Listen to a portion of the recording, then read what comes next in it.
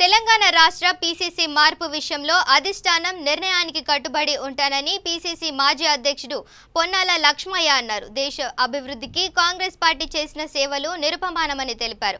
Is southern division సైదాబాద్లో Anand మార్జ్ అనాథ ఆశ్రమంలో ఓ private కార్యక్రమానికి ముఖ్య అతిథిగా హాజరై అనాథ పిల్లలకు నోట్బుక్స్, పెన్నులు అందజేశారు.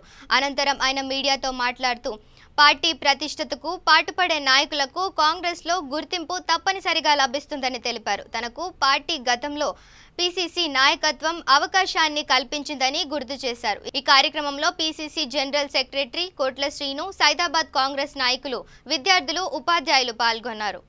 చాలా ఉన్నాయి. అంటే నా గురించి చెప్పుకోవడం నా గురించి కాదు అనేది దయచేసి గమనించండి.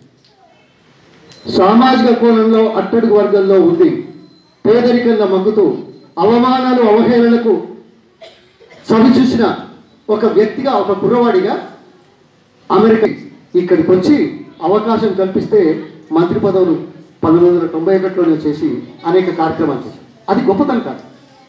గొప్పతనం ఏంటి? సమాజం గుర్తించాలి, ప్రజలు గుర్తించాలి.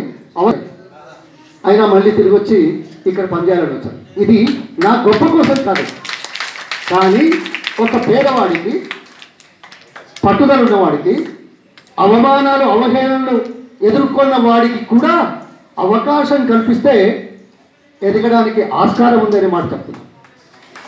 ఇప్పుడు మీరు అనాథలనే మాట వాడకూడదేమో నా ఉద్దేశం. అది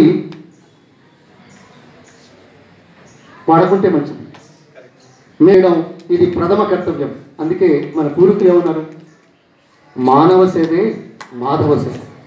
ఇది ఊరికే రాలే, వేల సంవత్సరాల కింద నుంచే ఈ మాట ప్రజల ముందుకు రావాలని మానవీయ కోణంలో, మానవతా దృక్పథంతో మనుషులను ఆదుకోకపోతే ఈ మనుషులు ఏమిటి?